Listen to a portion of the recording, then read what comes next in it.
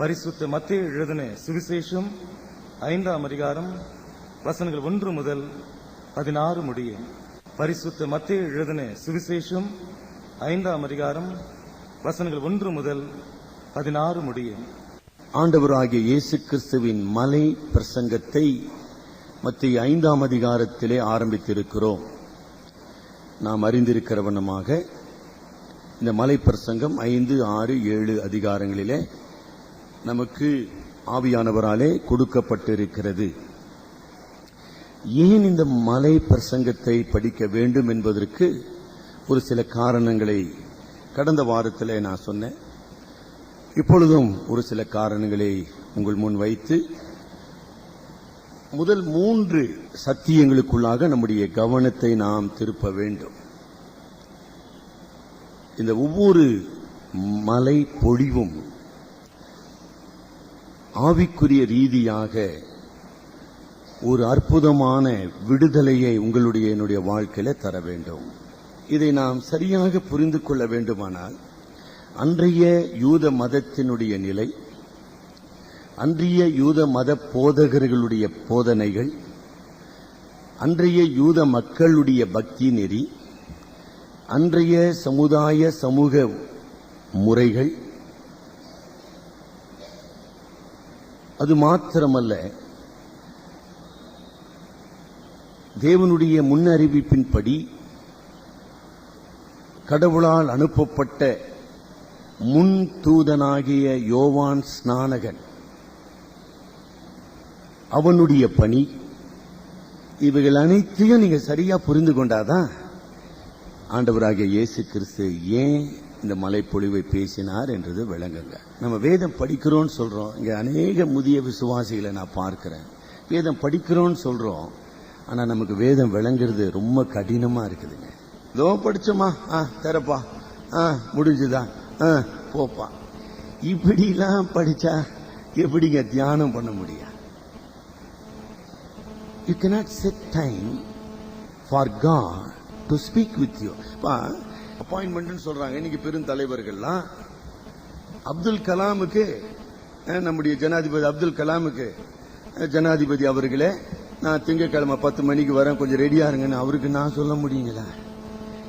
அப்ப நம்ம அப்படித்தானே சொல்லின்னு இருக்கிறோம். சாமி இப்பதான் நான் திறப்பேன், நீ இஷ்டம் தான் பேசு, இல்லாட்டி உன் வேலையை பாரு, நான் என் வேலையை பாக்குறேன். அப்படிதான் இப்பதான் சார் டைம் எனக்கு, நான் இப்படிதான் இருக்கிறேன், அவசரமா ட்ரெயின் பிடிக்கணும், பஸ் பிடிக்கணும், 2 வருஷம் தான் படிக்க முடியும், இஷ்டம் தான் பேசு, இல்லாட்டி நீ வேலையை பாரு, நான் என் வேலையை பாக்குறேன். எப்படி சார் கடவுள் பேசுவாரு? கடவுள் பேசுவார் என்ற எங்க பேசுவாரு? அதை நான் பாக்குறேங்க. இன்னைக்கு நம்முடைய பக்தி வாழ்க்கையில பெரிய ஒரு குறைபாடை நான் பார்க்கிறேன், என்னுடைய வாழ்க்கையில பார்க்கிறேன்.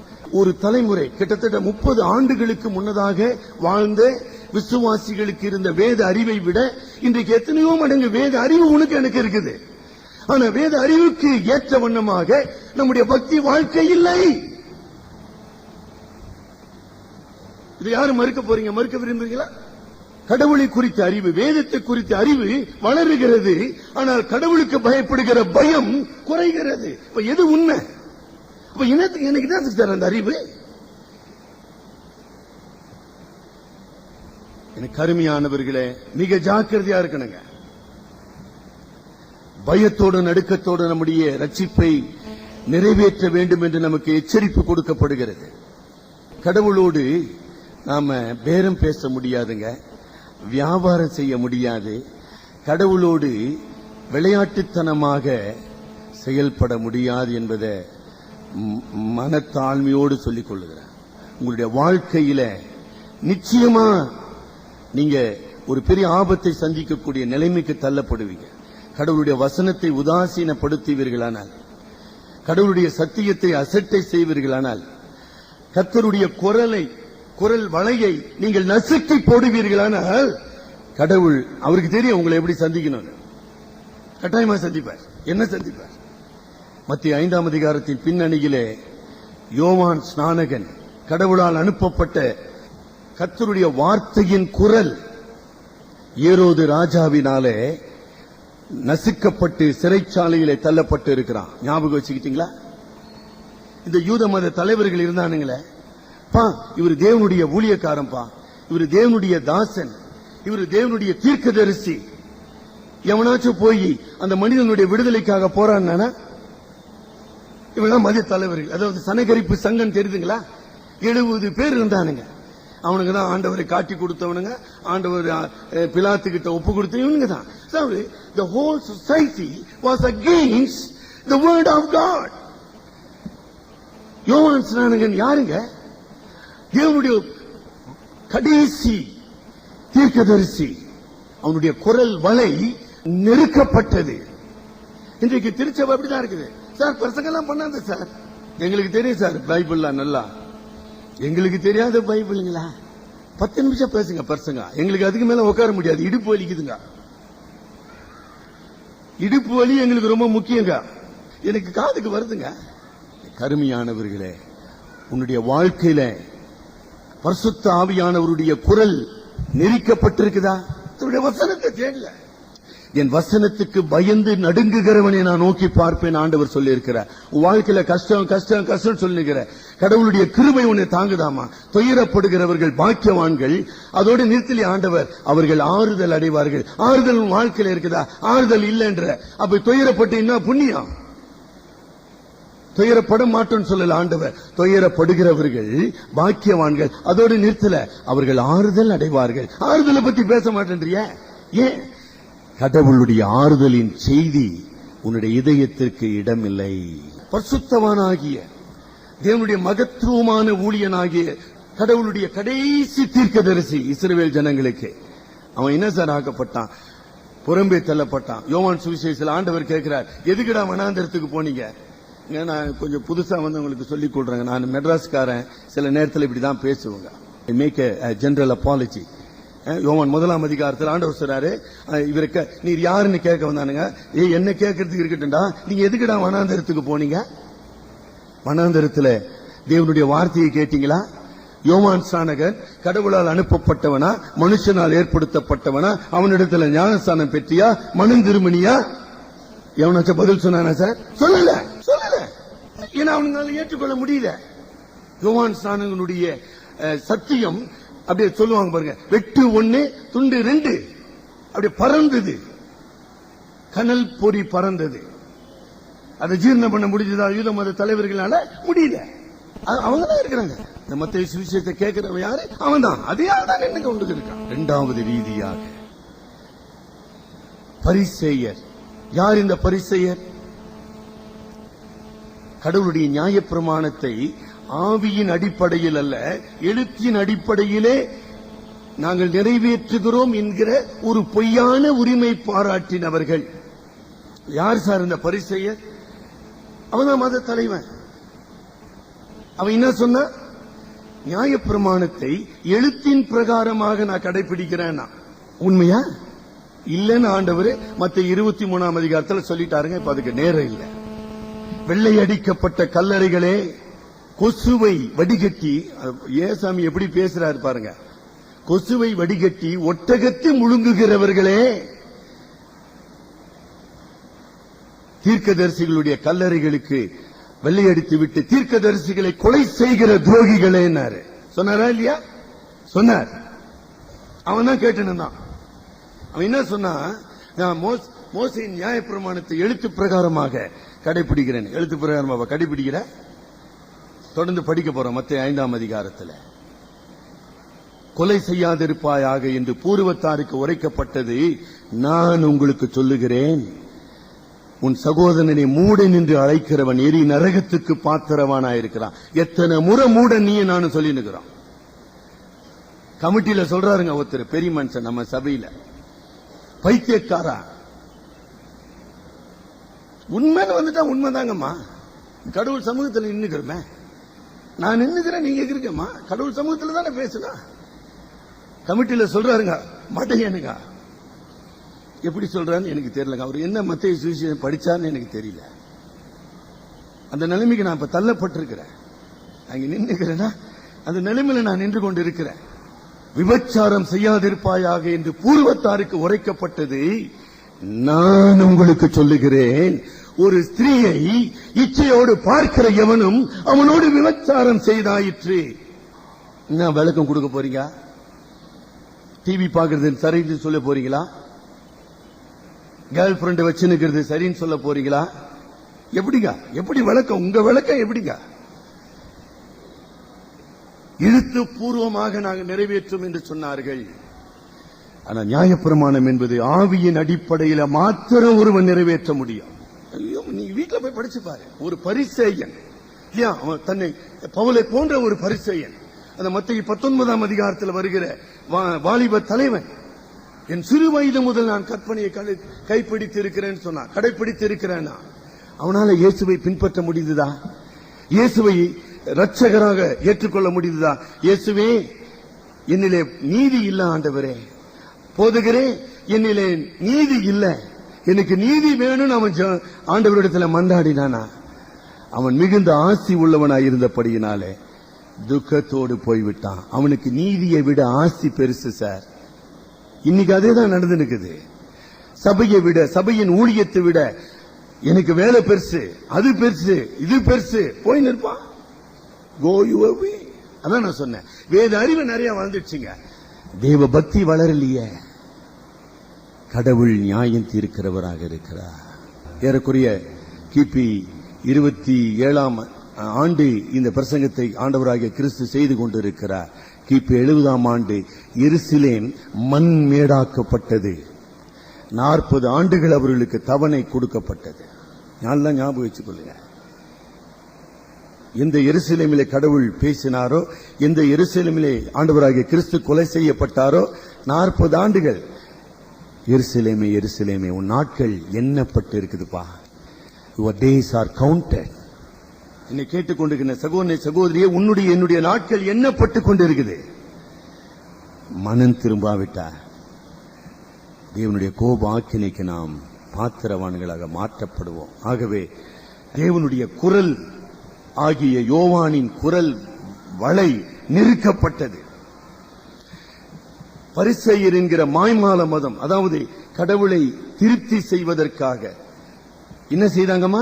சடங்குகளை செய்தார்கள், பலிகளை செலுத்தினார்கள், புறம்பான மாய்மாலத்தை உருவாக்கினார்கள். இதுதான் பக்தி என்று சொன்னார்கள். அதுவா பக்தி? அது பக்தியை வளர்க்கலங்க, சுய நீதியை வளர்த்தது. கடவுள் பயத்தை வளர்க்கல, சுய பெருமையை வளர்த்தது. கண்ட சகோதரனிடத்தில் அன்பை வளர்க்கல, அவனை வெறுக்க அவனுக்கு சொல்லிக் கொடுத்தது. பக்திமான்கள் தீவிரவாதிகளாக மாறினார்கள். ஒரு உதாரணம், தர்சு பட்டணத்து சவுல். மெய் பக்தி என்ன செய்யணும்? மெய் பக்தி என்ன செய்யணும்? கண்ட சகோதரனிடத்தில் அன்பு கூறணும். அதை ஒண்ணும் காணுமே. அந்த விபச்சாரி பெண்ணை கொண்டு நிறுத்தி கல்லேறிலான்றானுங்க. சொன்னானுங்களா இல்லையா? அந்த பழி வாங்குற குணம் அது எங்கிருந்து வந்துச்சு? பெருமை, சுயநீதி. ஆக எனக்கு அருமையானவர்களே, பயங்கரமான ஒரு மாய்மால பக்திக்குள்ளாக பரிசேயர்கள் சென்று கொண்டிருந்தார்கள். அன்றைக்கு இருந்த யூத சமுதாயம் என்ன நினைச்சது? ஓஹோ, இதான் சார் பக்தி நினைச்சானுங்க. அதுவா பக்தி? அது இரட்சகரை சிலுவையில் அறைந்த மாய்மாலத்தின் வேஷம். பொதுமக்கள் எப்படி சார் இருந்தாங்க? பொதுமக்கள் ரெண்டு பிரிவை நீங்க பார்க்கலாம். Very common division among the general public. ஒரு வகுப்பார் கற்காத பாமர மக்கள், நம்ம சீஷர்களை போல. இந்த மலை பிரசங்கம் சீஷர்களுக்கு தான் பிரசங்கிக்கப்பட்டது. வேதத்தை கற்க முடியாத பரிசேயராலே ஒதுக்கப்பட்ட மிகச் சாதாரண மனிதர்கள், மீன் பிடிக்கிறவனுங்க. இன்னைக்கு இருக்கிற குப்பத்து ஆளுக்கு என்னங்க மதிப்பு? குப்பம்னு சொல்றோம்ல, மீன் பிடிக்கிற வாழ்கிற இடங்க குப்பம். குப்பத்து ஆளுக்கு என்ன சார் மதிப்பு இருக்குது இந்த சமுதாயத்தில்? அவன் தான் சார் ஏசாமி சீச்சு. அவன் நினைச்சான், சார் நமக்கு தேவனுடைய ராஜ்யத்துக்கு என்னங்க சம்பந்தம் இருக்குது சார்? நாங்க ரொம்ப பரிதாபமானவர்களுங்க. பொருளாதார ரீதியிலான ஏழைகள் என்றதை நான் வலியுறுத்தலைங்க. சமுதாய ரீதியாக ஒதுக்கப்பட்டவர்கள், தாழ்த்தப்பட்டவர்கள். டேய், உங்களுக்கும் கடவுளுக்கு என்னடா சம்பந்தம்? வேலையை பார்த்துன்னு போங்கடான்றான் இல்லையா? நம்ம இந்திய நாட்டில் ஒரு சமுதாயம் இருக்குது இல்லைங்களா? சொல்றான், டேய் உங்களுக்கும் வேதத்துக்கு என்னடா சம்பந்தம்? அப்படி படியில, படிக்கு கீழே நில்லுப்பா, அப்படியே பார்த்துன்னு அப்படியே போய் நிறுனா. ராமசாமி நாயக்கருக்கு அன்னைக்கு விளங்கல. சாமி தரிசனம்னு போனாரு. ஐயோ சாமியாவது தரிசனம் அப்படி ஓரமா அப்படின்னு இல்லையா நின்ட்டியா அப்படியே போயா திரும்பி பார்க்காதான் தெரியலன்னா போய் பெரியார் எடுத்து படிச்சு பாரு அப்படி நினைச்சாங்க இந்த சீஷர் எல்லாம். எங்களுக்கும் கடவுளுக்கு என்னங்க சம்பந்தம்? நாங்க ஏதோ பொழப்ப ஓட்டினுங்க சார், மீனை பிடிச்சிக்கின்னு, எங்களை ஏன் சார் நீங்க கூப்பிட்டுக்கிறீங்கன்றாங்க. லூக்கா 15ஆம் அதிகாரத்தில் இன்னொரு வகுப்பு, லூக்கா 15:1-2 படிங்க. மத்தேயு சுவிசேஷம் 5ஆம் அதிகாரத்தை கேட்க வந்த பெருங்கூட்ட மக்கள் யாருங்கம்மா? சகல ஆயக்காரரும் ஆவிகளும். புரிஞ்சுதா? அது ஒரு வகுப்பா இருந்தாங்க சார். அவங்களுக்கு தான் சார் மலைப்பொழிவு கொடுக்கப்பட்டதுங்க. என்னுடைய ரட்சகர், என்னை தேடி வந்த தெய்வம் எவ்வளவு அற்புதமானவருங்க. ஆண்டவர் சொன்னார், நீதிமான்களை அல்ல பாவிகளை ரட்சிக்க கிறிஸ்து இயேசு உலகத்துக்கு வந்தார். அடுத்த நாள் தாங்க அந்த முதல் வார்த்தையை சொன்னார், ஆவியில் எளிமையுள்ளவர்கள் பாக்கியவான்கள். The very first sentence, the poor in spirit are blessed. என்ன அற்புதமான ஒரு தேவன். இன்றைக்கு தேவனுடைய ஆலயத்தில் தேவனை தொழுது கொள்ள ஒரு பரிசுத்தராகிய தேவன், நம்முடைய எண்ணங்களை அறிந்த தேவன், சும்மா நம்முடைய தோற்றங்களை அல்ல, நம்முடைய செயல்களை மட்டுமல்ல, நம்முடைய எண்ணங்களை அறிந்த தேவன் மத்தியில் நின்று இருக்கிறோம். நம்முடைய ஆவியை அப்படியே என்ன ஸ்கேனு அப்படியே உள்ளும் புறமுமா உன்னையும் பார்க்கக்கூடிய ஒரு கடவுளுக்கு முன்பாக நிற்கிறோம். அந்த கடவுள் சொல்றாரு, என்னிடத்துல நீ வரணுமாப்பா, வாப்பா, ஆனா ஆவியில் எளிமை உள்ளவனா இருக்கிறியா? என்ன அற்புதமான ஒரு வார்த்தைங்க. என்ன சார் ஆவியில் எளிமை உள்ளவர்களாம்? கடந்த வாரம் ஒரு சில உண்மைகளை பார்த்தோம். தொடர்ந்து நான் சொல்றேன். What is poor in spirit? A strong feeling of spiritual poverty. A.W. Pink கடந்த நூற்றாண்டிலே வாழ்ந்த தலைச்சிறந்த வேத விற்பனருடைய விளக்கம். The spiritual poverty, a strong sense of spiritual unworthiness. இந்த பரிசுத்த கடவுளுக்கு முன்பாக, ஐயோ நான் ஒரு பாவி, நான் அதமானேன். ஏசாயா சொன்னா பாருங்க 6ஆம் அதிகாரத்தில், ஐயோ நான் அதமானேன். அந்த ஆயக்காரன் சொன்னான் லூக்கா 18ஆம் அதிகாரத்தில், அவன் உள்ள வர முடியாது, தேவனே அவன் ஜெபாலயத்துக்குள்ள வர முடியாது, வானத்தை நோக்கி அவன் பார்க்க. அதாவது யூதருக்கு அந்த காலத்துல ஜெபம் பண்ண போதுங்கம்மா, பரிசேயருடைய ஜெப முறை இப்படி கைகளை இப்படி உயர்த்தணுங்க, இப்படி நிக்கணும், முகம் இப்படி பார்க்கணும். ஏன்னா கடவுள் மேல இருக்கிறார் பரலோகத்துல, அதனால இப்படி போய் ஜெபம் பண்ணுங்க, இப்படிதான் ஜெபம் பண்ணணும். That is the mode of prayer. ஜெபாலயத்துல இப்படிதான் ஜெபம் பண்ணணும், கைகளை உயர்த்தி அண்ணாந்து பார்த்து ஜெபம். ஆனா அந்த ஆயக்காரன் சொன்னா, ஆண்டவரே என் கைகளை உயர்த்த முடியாது சாமி, என் கைகள் எல்லாம் பாவத்தில் நிறைந்தது, என் முகத்தை நான் உயர்த்த முடியாது, என் இதயமெல்லாம் பாவத்தால் நிறைந்தது. அவன் குனிந்தவனாக, தேவனே பாவியாகிய என் மேல்.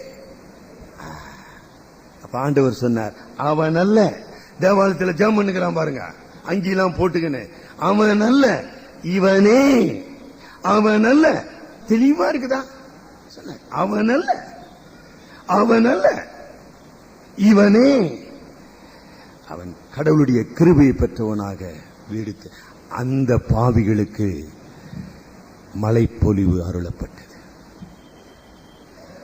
இன்னைக்கு உனக்கு அது வேணுமாப்பா, அந்த ஆசீர்வாதம் வேணுமா? நீயும் நானும் அந்த நிலைமைக்கு வரணுங்க. இன்றைக்கு நம்முடைய இதயம், இந்த காலை நேரத்தில் நம்முடைய இருதயம் தேவனுடைய பரிசுத்த சன்னிதானத்தில் அப்படி இருக்குமா? தேவனே வந்திருக்குமா? இன்னைக்கு இல்லம்மா, எப்போதெல்லாம் நீ தேவ சமூகத்தில் போறியோ, எப்போதெல்லாம் ஜெபம் பண்ணியோ, அதுதாங்க வேலை, வேற வழியே கிடையாதுங்க. There is no other way. வேற வழியே கிடையாது. நாம் பாவம் செய்யவில்லை என்போமானால் நம்மை நாமே வஞ்சிக்கிறவர்களாய் இருப்போம். அதோட நிறுத்தல. 1 யோவான் 1:10 நாம் பாவம் செய்யவில்லை என்போமானால், அந்த வசனம் படிங்கம்மா, ரொம்ப பயபக்தியோடு படிக்கணுங்க. 1 யோவான் 1:10, நாம் பாவம் செய்யவில்லை என்போமானால் பொய்யுரையாத தேவனை பொய்யராகிடுவோம். ஜாக்கிரதையா பேசுப்பா, ரொம்ப ஜாக்கிரதையா பேசு கடவுளிடத்துல. Be careful. பொய்யுரையாத தேவன், அவர் எதிர்க்க நான் பாவம் செய்யலன்னு சொன்னேன்னு வச்சுக்க, போச்சு. இன்னும் உனக்கு மலை பிரசங்கமும் புரியல, நியாய பிரமாணமும் புரியல, பரிசுத்தாவியானவர், பாவத்தை உணர்த்துகிற பரிசுத்தாவியானவர் உனக்குள்ள இல்லைன்னு அர்த்தம். வேற என்ன உனக்கு விளக்கம் கொடுக்கிறது? நானு பரிசுத்தாவியானவர் ஒரு மனிதனுக்குள்ள இருக்கும்போது அவனுக்கு செய்ய வேண்டிய முதல் வேலை பாவத்தை கண்டித்து உணர்த்துவது. ஆக ஒரு மனிதன் நான் பாவம் செய்யவில்லை என்று சொல்வானால் அவனுக்குள்ள பரிசுத்தாவியானவர் இல்லை, அவனுக்குள்ள சத்தியம் இல்லை, அவனுக்கும் பரிசுத்த கடவுளுக்கும் எந்த சம்பந்தமும் இல்லை. ஆண்டவராகிய கிறிஸ்து தேவனுடைய குரலை எதிர்த்த பரிசேயருக்கும் வேத யூத மத தலைவர்களுக்கும் ஒரு மாபெரும் எச்சரிப்பை கொடுக்க விரும்பினார். பரிசேய மார்க்கத்தினுடைய மாய்மாலத்தின் அயோக்கியத்தனத்தை அவர் he wanted to expose the hypocrisy of the Pharisee religion. அதை அப்படியே அடிச்சு நுணுக்கணும்னு விரும்பினார். அதனால்தான் மலை பொழிவு ஜீரணம் பண்ணவே முடியாது. 1969 ஆண்டு நான் காரணத்தை சொல்றேன். வாலாஜாபாத், நம்ம வாலாஜாபாத் இருக்கு தெரியுங்களா? சுங்குவா சத்தத்திலிருந்து போங்க வாலாஜாபாத் வரும். இந்த வாலாஜாபாத் கடந்து பாலாறு வரும். பாலாறை கடந்து அந்த சைடுல அக்ரகாரம் இருக்குது. அந்த அக்ரகாரத்துல ஒரு விடுமுறை நாள் அன்னைக்கு சரியா மதியம் 1:30 மணிக்கு நாங்க திருப்பிரசங்கம் செய்து கொண்டிருக்கிறோம். வயசானவங்களுக்கு சொல்றேன், ஐன்புரம் திருச்சபையின் போதகர் ஆசீர்வாதம் ஐயா எங்களோடு கூட இருக்கிறார். அவரால் சத்தமா பேச முடியாது. அவர் அந்த பக்கம் பேசினுக்கிறார். வயசானவர், ஹார்ட் அட்டாக் வந்தவர். நான் ஒரு வாலிபன், எனக்கு 19 வயசு. நான் இந்த பக்கம் நின்று சத்தமா பேசினுக்கிறேன், வசனத்தை சொல்லிருக்கிறேன், வேற ஒண்ணும் இல்ல. நல்லா கவனிச்சுக்கலாம். அக்ரகாரம்னா புரியுது இல்லைங்களா? அந்த அக்ரகாரத்துல மதியம் 1:30 மணிக்கு கொளுத்துற வெயில்ல வசனத்தை சொல்லி நிக்கிறோம். திடீர்னு ஒரு சத்தம் கேட்சி, டமால். என்னடான்னு பார்த்தா நாங்க நின்றுக்கிற வீட்டுக்கு பின்னால இருந்து ஒருத்தர் கதவை திறந்துன்னு ஒரு பிராமின் வெளியே வர வந்து ஸ்ட்ரக்சர் வச்சுன்னு வர. அவரால் நடக்க முடியல, ஆனா பெரிய உருவம். வெளியே வந்து சொன்னாரு, டாயின்னாரு. 69 நடந்த விஷயங்க நான் மறக்கவே முடியாது. டாய் யாரா பாவின்னாரு. நீ பாவி, உன் அப்பம் பாவி, உன் கூட்டம் பாவி, உன் பரம்பரை பாவி, நீ என்னடா வந்து எனக்கு சொல்லுகிற பாவின்னாரு. இப்ப தெரிஞ்சுக்கிறீங்களா? இப்படிதான் நினைச்சான் பரிசேயன். இவன் யார்? இந்த இயேசு எங்களை பார்த்து குற்றம் படுத்துகிறவன். இவன் தச்சன் மகன் அல்லவா? இவன் தச்சன் மகன் அல்லவா? Who is he to preach to us? அப்படிப்பட்ட ஆணவம் பிடித்தவர்கள், haughty, proud with their self reliancy, proud with the self righteousness, தங்களுடைய சுய நீதியினாலும் சுய பெருமையினாலும் சுய ஆணவத்தினாலும் அப்படியே ஆடம்பரமாக நடந்து கொண்டு இருக்கிறவர்களுக்கு ஆண்டவருடைய மலை பொழிவு சும்மா சவுக்கடி மாதிரி இருந்தது. ஆவியில் எளிமையுள்ளவர்கள் பாக்கியவான்கள், அவர்கள் தேவனுடைய ராஜ்யத்தின் புத்திரர்.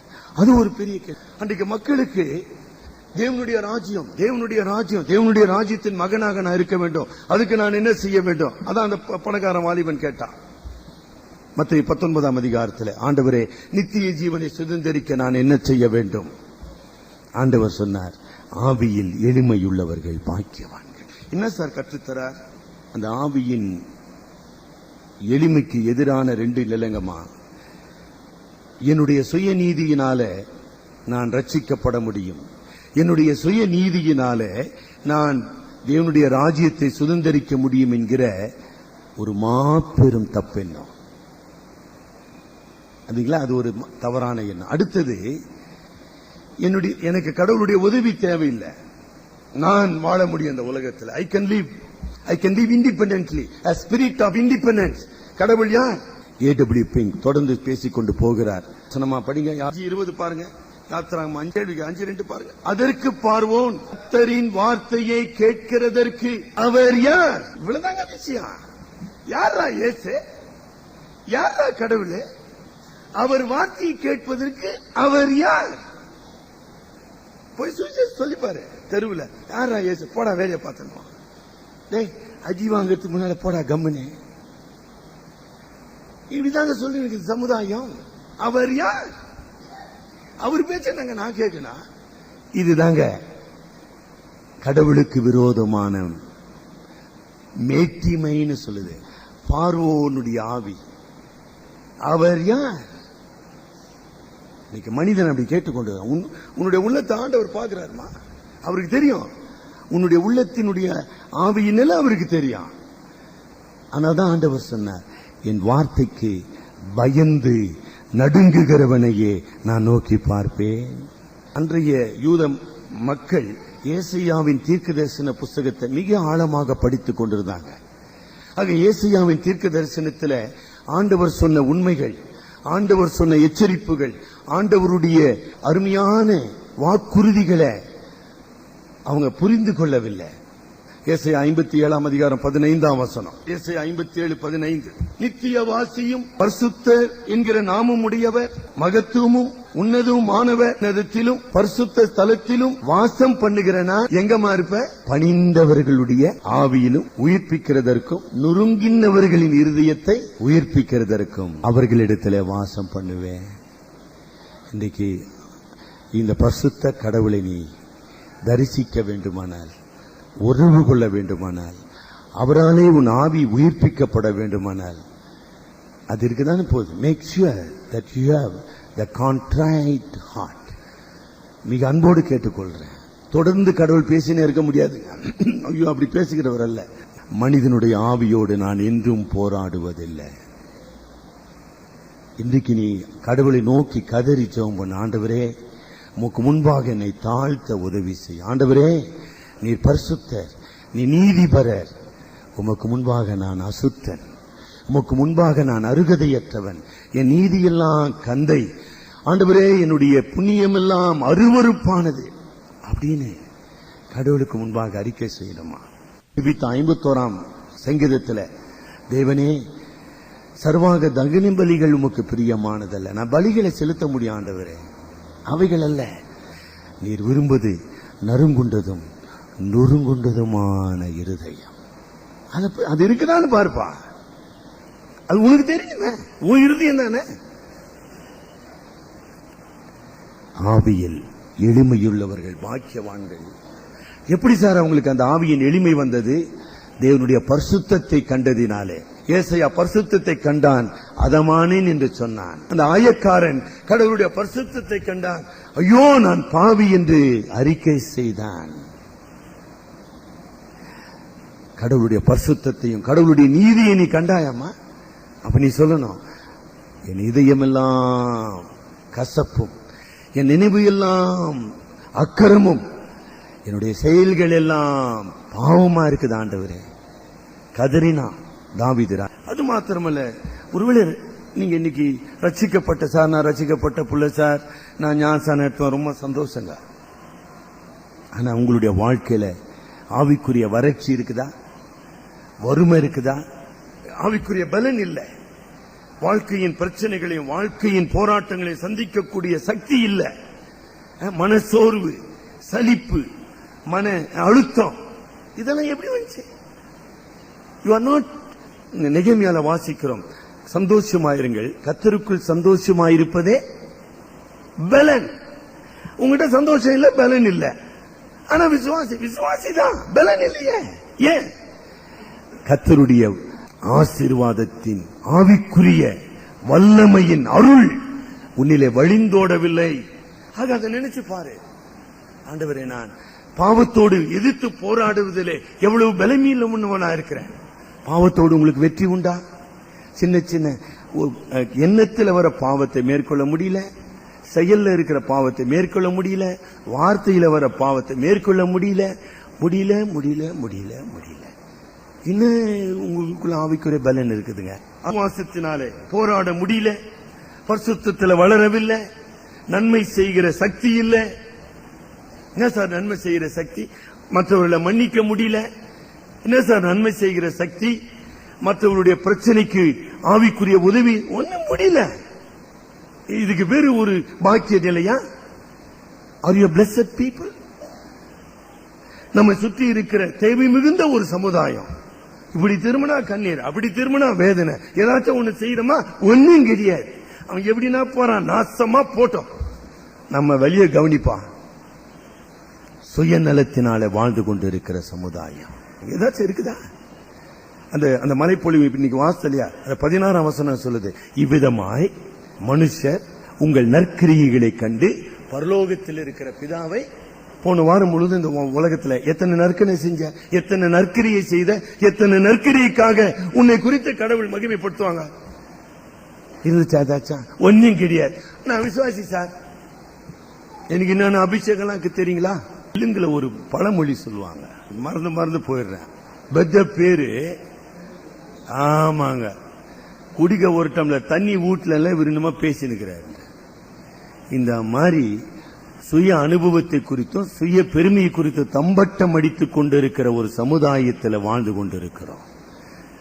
ஆண்டவர் சொன்னார், ஆவியில் எளிமையுள்ளவர்கள் பாக்கியவான்கள். இரண்டாவது குறிப்புக்கு நம்ம முடிச்சிருவோம். இரண்டாவது குறிப்பு என்னமா? துயரப்படுகிறவர்கள் பாக்கியவான்கள். என்ன சார் துயரம் இது? ஏடபிள்யூ பிங்க் அழகான ஒரு வாதத்தை நம் முன் வைக்கின்றார். சார், துயரப்படுவன் எப்படி பாக்கியவானா இருப்பான்? பாக்கியவாணி ஏன் சார் துயரப்படணும்? வாழ்க்கையில கேள்வி கேட்டுக்கிறியா? பாக்கியவான் அதாவது திருப்தி அடைந்தவன், சந்தோஷம் உள்ளவன் இல்லைங்களா? Blessed are those, happy are those, ஆசீர்வதிக்கப்பட்டவன். நீ ஏன் துயரப்படணும் அப்படின்னு ஒரு நியாயமான கேள்வி. துயரப்படுகிறவன் எப்படி பாக்கியவானா இருப்பான்? அதுவும் ஒரு நல்ல கேள்வி. கேட்டியா? அப்ப ஆண்டவர் சொல்ற, துயரப்படுகிறவர்கள் பாக்கியவான்கள். அப்ப இது குறித்து துயரம்? ஏசாயா 61ஆம் அதிகாரத்துக்கு திருப்புங்க, லேசா விளங்கும். ஏசாயா 61ஆம் அதிகாரம் 61ஆம் வசனத்தின் 61ஆம் அதிகாரத்தின் 1ஆம் வசனத்தின் மத்திய பாகம், இருதயம் நொறுங்குண்டவர்களுக்கு காயம் கட்டுதலையும் சிறைப்பட்டவர்களுக்கு விடுதலையையும் கட்டுண்டவர்களுக்கு கட்டவிழ்த்தலையும். 3ஆம் வசனம், சியோனிலே துயரப்பட்டவர்களுக்கு சீர்படுத்தலையும் கொடுக்கவும் நான் வந்தேன். என்னுடைய ஆவிக்குரிய இயலாமையை குறித்து, என்னுடைய தோல்வியை குறித்து, என்னுடைய கனியற்ற வாழ்க்கையை குறித்து, என்னுடைய கடவுளை மகிமைப்படுத்தாத வாழ்க்கையை குறித்து துயரம் இருக்குதுங்களா? இருக்குதா உங்ககிட்ட? என்னுடைய உள்ளான என்னுடைய நிலை எனக்கு தெரியுங்களே. எத்தனை முறை நான் தோல்வி அடைந்திருக்கிறேன், எத்தனை முறை என் ஆண்டவரை நான் துக்கப்படுத்திருக்கிறேன், எத்தனை முறை பரிசுத்தாவியானவர் என்னுடைய வார்த்தையினாலே, என்னுடைய மனநிலையினாலே, என்னுடைய செயலினாலே அவர் துக்கப்பட்டிருக்கிற அந்த துக்கம் உனக்கு இருக்குதாப்பா? ஒன்னும் கிடையாது. அப்படியே ஸ்னோகு அடிச்சு அப்படியே அடிச்சுன்னு அப்படியே ஜிம்முன்னு மாப்பிள்ள மாதிரி உட்காரணும் கோயில்ல. வேஷம் போட கத்து வச்சுருக்கிறல்ல, கோச்சுக்க மெட்ராஸ் பாஷை சொல்லிட்டுங்களா? அப்படி ஜிகினாலாம் பூசினேன். இதுக்கு மேலாம் பேச முடியுங்க என்னால, ஆனா இது மேட அனுமதிக்கல. ஐயோ, துயரப்படுகிறவர்கள் பாக்கியவான்கள், அவர்கள் ஆறுதல் அடைவார்கள். பாவத்தை குறித்த ஆழமான துக்கம் உனக்குள்ளே வரும்போது பரிசுத்த ஆவியானவருடைய ஆறுதல் என்ன? பரிசுத்த ஆவியினுடைய ஆறுதல்மா, இயேசு கிறிஸ்துவின் ரத்தம் சகல பாவங்களையும் நீக்கி உன்னை சுத்திகரிக்கும். பரிசுத்த ஆவியின் ஆறுதல் என்ன? நாம் நம்முடைய பாவங்களை அறிக்கையிட்டால் நம்முடைய பாவங்களை நமக்கு மன்னித்து நம்முடைய எல்லா அநியாயத்தையும் நம்மை விட்டு நீக்கி நம்மை சுத்திகரிக்க அவர் உண்மையும் நீதியும் உள்ளவராய். பரிசுத்த ஆவியின் ஆறுதல் என்ன? 51ஆம் சங்கீதம் 12ஆம் வசனத்தின்படி அவருடைய இரட்சணிய சந்தோஷத்தை திரும்பவும் தந்து அவருடைய ஆவி என்னை தேற்றும்படி செய்கிறார். அது இருக்குதா? சும்மா நம்ம ஏமாத்திக்க வேணாங்க. அன்னைக்கு அவனுங்க ஏமாத்தினானுங்க. ஏமாத்துற தொழில் இல்லைங்க பக்தி. கருமையானவர்களே, துயரம் நம்முடைய வாழ்க்கை குறித்து மாத்திரமல்ல, நம்ம சுற்றி இருக்கிற உலகத்தினுடைய துயரம். ஒரு இஸ்ரவேலின் வரலாற்று நிகழ்வை உன் முன் கொண்டாந்து நிறுத்தி, இஸ்ரவேல் ஜனங்கள் எகிப்திலே 10 வாதைகளிலிருந்து விடுதலையாக்கப்பட்டு அற்புதமான தேவனுடைய விடுதலை அனுபவித்தாங்க இல்லையா? எவ்வளவு வாட் a wonderful deliverance, எவ்வளவு பெரிய விடுதலைங்க. அவ்வளவுதானுங்களா? சிவந்த சமுத்திரத்தை அப்படியே கடந்து வந்தானுங்க. அதெல்லாம் மறக்க முடியுங்களா? இதெல்லாம் ஒரு மறக்கக்கூடிய விஷயமா? நான் சொன்னேன் 1969ஆம் வருஷம் ஒரு ஆள் கத்தனா சார், அதே என்னால மறக்க முடியலன்னு. இன்னும் சிவந்த சமுத்திர தாண்டி இப்படி வந்து ஒரு மலையின் அடிவாரத்தில் காத்து கொண்டு இருக்கிறாங்க. மோசே தேவனுடைய பர்வதத்துக்கு ஏறி செல்லுகிறார். தேவனுடைய பர்வதத்தில் தேவனுடைய கற்பனைகளை பெற்று இறங்கி வருகிறார். இங்க என்ன பண்ணியிருந்தானுங்க? இஸ்ரவேல் பாளையத்தில் போன மோசே திரும்பி வர மாட்டான் சார். அது நான் பத்தி ஏறிது, அவனாவது திரும்புறதாவது. ஆரோனே, நீ ஏதாச்சும் உருவாக்குப்பா, கண்ணுக்குட்டி ஒண்ணு உருவாக்கு. எங்க போயிட்டானுங்க பார்த்தீங்களா? பாருங்க, அவ்வளவுதான் சார் நம்ம யோகித. கண்ணுக்குட்டியை உருவாக்கி 1 கொரிந்தியர் 10ஆம் அதிகாரத்தில் நிர்வாணத்தில் களியாட்டுக்கும் வெறிக்கும் வேசித்தனத்துக்கும் ஒப்பு கொடுத்து கீழே ஆடினுகிறானுங்க. மோசே கற்பலகை வாங்கின கீழே இறங்கினவர். என்ன கற்பலகப்பா? மேலே வானத்திலும், என்ன கற்பனை? மேலே வானத்திலும் கீழே பூமியிலும் உருவாக்க வேண்டாம் அவர் சொல்லி முடிக்கல. இங்க மீறிட்டானுங்க. கீழே வந்தாரு மோசே. பார்த்தாரு, என்னடா ஒரே ஆரவாரமாக்குது. யோசுவா கிட்ட கேக்குற, இன்னும் 6 வாரம் யுத்தத்தின் ஆரவாரமா? கொண்டாட்டத்தை இன்னத்துக்கு கொண்டாட்டம்? கற்பலைய போட்டு அப்படியே போட்டு உடைக்கிறார். உடைச்சாரா? உடைச்சார். அதோட நின்னுச்சா? ஆண்டவர் சொன்னார், மோசே கொஞ்சம் அப்படி தள்ளி வாப்பானாரு. சும்மா தமாசுக்கு சொல்ல, பைபிளை படிச்சு பாருங்க. மோசே கொஞ்சம் அப்படி ஓரமா வா, அப்படியே உள்ள போயிடுவானுங்க அத்தனை பேர். சொன்னாரா இல்லையா? நான் உன்னில் இருந்து ஒரு புதிய சமுதாயத்தை உருவாக்க முடியும் மோசே. அத்தனை பேரும் அப்படியே உள்ள போயிடுவான். நீ கொஞ்சம் அப்படி ஓரமா போனார். ஞாபகம் வச்சுக்க. அப்ப மோசே என்ன பண்ணா? தேவனுடைய பர்வதத்தில் போய் விழுந்து இஸ்ரவேல் மக்களுக்காக மன்றாடினா, கதறினா. யாத்ரா 32ஆம் அதிகாரம் 10 படிப்போம். என் கோபம் இவர்கள் மேல் மூலவும், நான் இவர்களை அழித்து போடவும் என்னை விட்டுவிடு, உன்னை பெரிய ஜாதியாக்குவேன். அப்பொழுது மோசே தன் தேவனாகிய கர்த்தரை நோக்கி, கர்த்தாவே தேவரீ, மகா பலத்தினாலும் வல்லமையுள்ள கையினாலும் எகிப்து தேசத்தில் இருந்து புறப்பட பண்ணின உம்முடைய ஜனங்களுக்கு விரோதமாக உம்முடைய கோபம் பற்றி எரிவதென்ன? பாத்தீங்களா? அதுதாங்க துயரப்படுகிறவர்கள். என்னைக்காச்சும் உன் ஜெபத்துல மற்றவர்களுடைய பாவத்துக்காக நீ கண்ணீர் விட்டுக்கிறியாமா? சும்மா ஜெபம் ஜெபம் ஜெபம்ன்றோம். மற்றவர்களுடைய சங்கீதக்காரன் எழுத, உம்முடைய நியாயப்பிரமாணத்தை மக்கள் காத்து நடவாத படியினாலே என் கண்களில் தாரை தாரையாக தண்ணீர் வந்தது. என்னைக்காச்சும் வந்துக்குதா? பேர குழந்தைக்கு ஜோரம் அடிச்சா இவருக்கு தூக்கம் வர மாட்டேங்குதுங்க.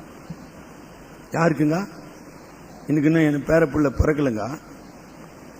நல்லா கவனிச்சிங்களா? பேர குழந்தைக்கு 104 டிகிரி இறங்கல சார். இவருக்கு 104 டிகிரி இறங்க மாட்டேங்குதுங்க. ஆனா பாவம் செய்தா எப்படின்னா போ துயரப்படுகிறவர்கள். தலைவனிக்கு நாம செபிப்போம். கர்த்தருடைய பரிசுத்த சன்னிதானத்தில் நம்மை தாழ்த்துவோமா? தாழ்த்துவோமா? கர்த்தருடைய சத்தம் வல்லமையுள்ளது.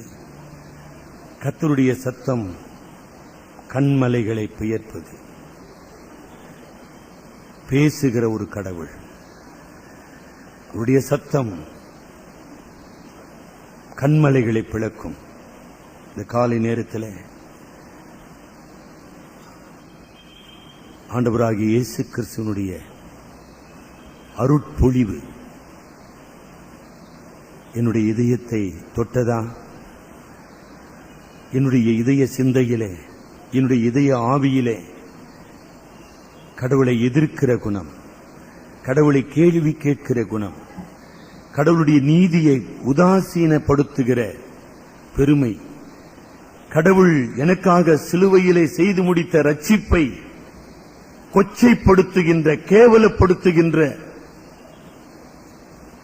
துராகிருதம் சொல்லுங்க. அது பரிசுத்த கடவுளுக்கு முன்பாக உயர்த்துகிற ஆணவம், இவைகளை ஆண்டவர் என்னிலே பார்க்கிறாரா? ஆண்டவரே, பாவியாகிய என்மேல் கிருபையாயிரும், பாவியாகிய என்மேல் கிருபையாயிரும். துயரம் லௌகீக துயரம் இல்லங்கம்மா, பாவத்தை குறித்த துயரம். நம்முடைய குடும்பத்தினர், நம்முடைய திருச்சபையின் அங்கங்கள் அவர்களுடைய மீறுதலை குறித்த வேதனை. எரேமியா தீர்க்கதரிசி கதறினான், ஆண்டவரே உம்முடைய ஜனங்களுக்கு இறங்கும். நெகேமியா உபவாசித்து கண்ணீர் விட்டு ரெட்டு உடுத்தி சாம்பலை போட்டு உட்கார்ந்தான். எதற்காக? இஸ்ரவேலின் பாவத்துக்காக. துயரப்படுகிறவர்கள் பாக்கியவான்கள். நம்முடைய திருச்சபையின் விசுவாசிகள், திருச்சபையின் தலைவர்கள்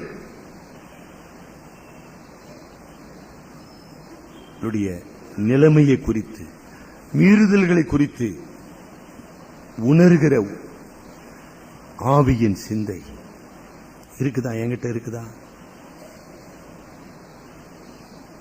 எங்கள் அன்பின் ஆண்டவரே, நீதிமான்களை அல்ல பாவிகளை ரட்சிக்க வந்த எங்கள் தேவனே, உடைய சமூகத்தில் எங்களை அறிக்கை செய்கிறோம். தேவரீர், உமக்கு விரோதமாக நாங்கள் பாவம் செய்தோம். தாவீதை போல தேவனே, நொறுங்குண்ட இருதயத்தையும் நறுங்குண்ட ஆவியையும் எங்களுக்கு நீ தந்தருளும். உமது குமாரனாகிய கிறிஸ்துவுக்குள்ளாக எங்கள் பாவங்களை கழுவி நாங்கள் எங்களுடைய நீதியை அல்ல உமது குமாரனின் நீதியை பற்றிக் கொள்ள எங்களுக்கு உதவி செய்யும். எங்கள் அருமை இரட்சகர் மூலம் ஜெபிக்கிறோம் பிதாவே, ஆமென்.